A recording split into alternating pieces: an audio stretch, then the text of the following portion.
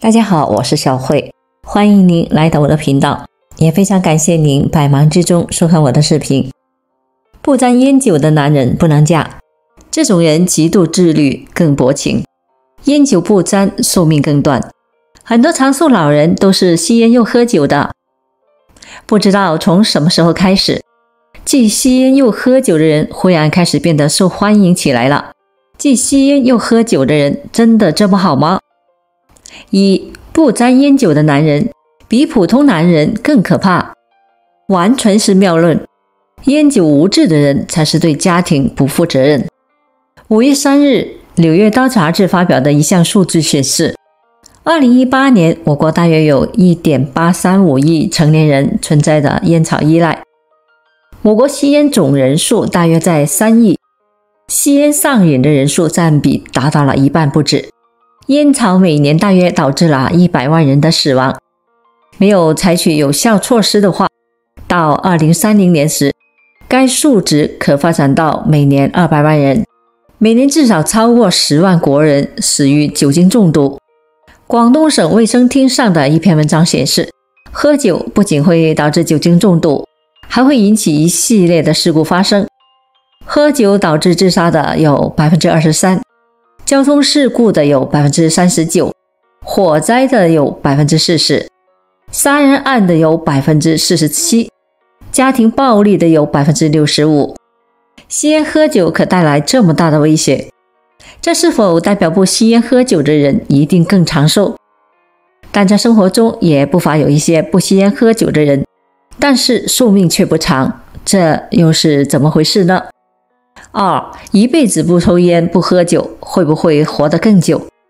浙江省中医药学会曾对浙江省的255位100岁老人进行过调查，研究共历时4年多。结果发现，100岁老人中大部分都不吸烟也不喝酒，不吸烟的人数占比达到了 83%， 不喝酒的则占到了 73%。 从调查的结果可以明显的看出，不吸烟不喝酒的人更容易长寿。当然了，也不是说不吸烟不喝酒就一定会长寿，毕竟影响寿命的因素有很多。世卫组织认为，影响寿命的因素中，生活方式占了 60%， 遗传占比是 15%， 7% 是取决于气候与地理的条件， 8% 是取决于医疗条件， 10% 是取决于社会条件。除了烟酒，还有很多需要控制的不良生活习惯，包括肥胖、运动少、膳食摄入不均衡以及作息不规律等。就像阿富汗因为信仰的原因，很多人不抽烟不喝酒，但是平均寿命却只有45岁。这时候又有一些爱抽烟喝酒的人要说了，谁是谁吸烟又喝酒活到了80多90多，如果我也这样做的话，指不定我也能够好好的长寿下去。这种做法可取吗？3. 问题来了，为啥有些人既抽烟又喝酒，一辈子好端端的？这个问题的答案其实很简单，这只是个概率的问题。我们在看待事情的时候，很多时候只会专注于小概率，而忽视了大概率事情的发生。一些吸烟喝酒却长寿的人群只是特殊的个案，并非普遍规律。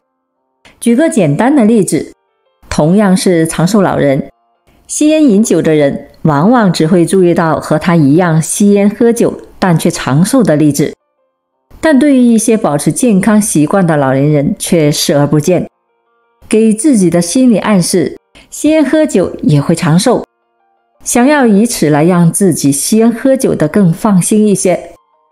而很多时候，传言传多了也就变成真的，一些因吸烟喝酒而导致早亡的案例却成为了沉默的数据。此外，一些长寿的老人就是天生的基因好，这是我们羡慕不来的。2022年4月，自然遗传学上的一项研究指出，部分人对于吸烟诱发基因突变具有更强的适应性，可以抑制突变在体内进一步的累积。就是同样吸烟量的情况下，人家有先天的降低癌症发生的几率，没有这个基因优势的普通人，还是老实点戒烟吧。生活中不乏一些烟酒不忌的人群，对烟和酒都割舍不下，在下定决心戒掉的时候又犯了难，到底要先放哪只手好？4. 先戒烟还是先戒酒比较好？烟加酒一起进入体内，对于身体的组织带来的伤害会成倍增加，患癌的风险也会更高，所以建议最好是烟酒一起戒掉。目前国际上没有任何关于烟草安全的使用水平，也没有安全的二手烟草接触标准，所以戒烟一定要彻底。不论是任何形式的吸烟都会增加患癌的风险，而酒也建议最好是要戒掉。《柳叶刀》杂志推荐的最佳饮酒量应该为0，这样做能够将对身体的伤害降到最低。一些实在是戒不掉酒的人，日常也要注意限制饮酒量。男性每日饮酒量不要超过25克，女性不要超过15克。烟酒对于健康而言百害而无一利。一些还在找借口不想戒烟酒的人群，快醒醒吧！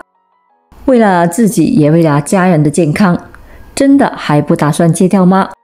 现实生活中，一些不抽烟不喝酒的人，大多是为了保护家人，让他们免受尼古丁等致癌物质的危害。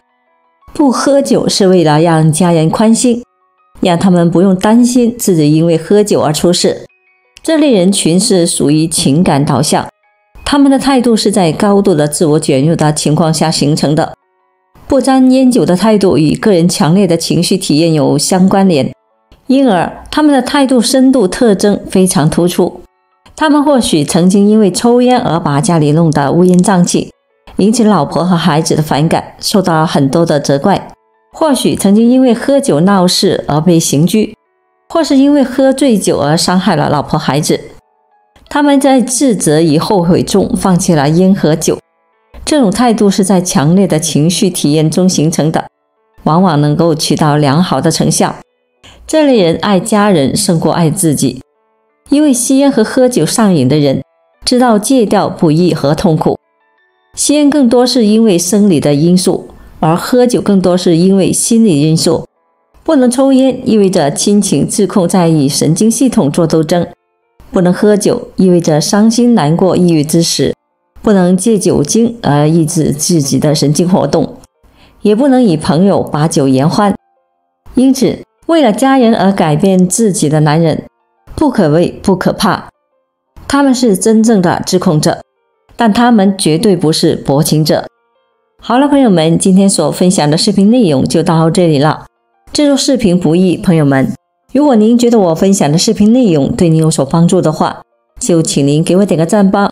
您的每个留言和点赞都是我进步最大的动力，也非常欢迎您到评论区分享您的生活经验。